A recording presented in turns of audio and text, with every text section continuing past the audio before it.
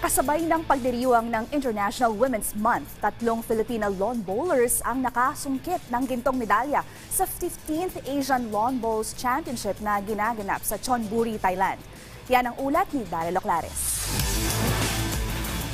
3 national team Pinay lawn bowlers ang nagwagi ng gintong medalya sa 15th Asian Lawn Bowls Championship na isinasagawa sa Chonburi, Thailand. Pinadapa ni Sharon Hotters, Hazel Hangonoy at Amy Knight ang kupunan na mula sa Malaysia 18-14 para pangunahan ang women's triples event. Sa naging eksklusibong panayam ng PTV Sports sa 3 Filipina lawn bowlers, aminado sila na hindi naging madali ang kanilang kampanya para makuha ang gintong medalya.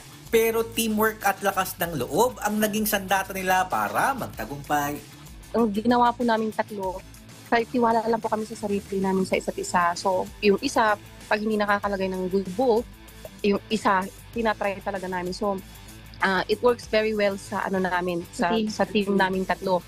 So, unbeaten po kami, wala po kaming talo all the way sa namin, sa lahat. So that's why nanalo kami ng gold kasi hindi po kami nagbibitaw sa isa't isa. Talagang tulungan po kami. Yeah. Yung tiwala sa bawat isa, andoon yun dapat. Kasi pag once na hindi nyo suportahan yung bawat isa sa inyo, hindi mabubuo yung isang magandang team at hindi ka makakapag-focus ng maayos. I'm so thankful sa dalawa kong partner, kasi Aini and Hazel, na walang bumibitaw.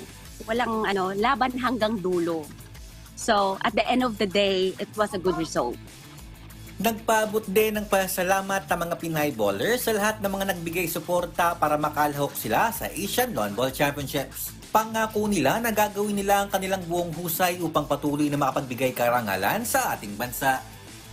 Thank you so much sa suporta ng gobyerno natin and the Philippine Sports Commission, Philippine Olympic Committee.